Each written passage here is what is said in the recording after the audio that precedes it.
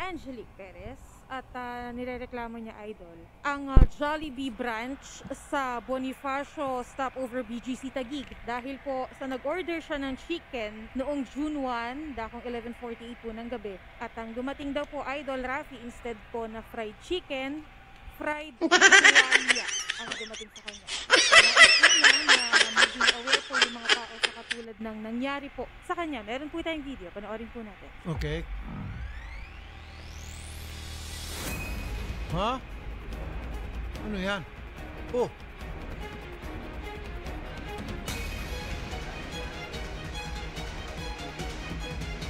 Yeah.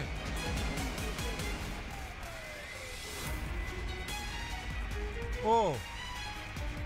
Tuwalya nga, oh, bimpo.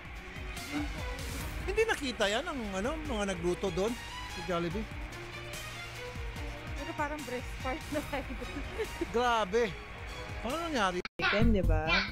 Kasi, gulat ako. And it's not chicken, it's a towel.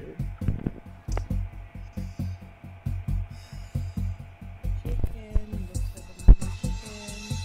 Ito yung sinasabi nilang viral ngayon na tinatawag nilang Jolly Towel. Jolly Towel Chicken. Ayan, kwento ng netizen si Alice Perez ay in-order daw niya ito sa isang food delivery, at ang kanyang laman ng kanyang fried chicken ay towel. Yan po ang kaganakapan.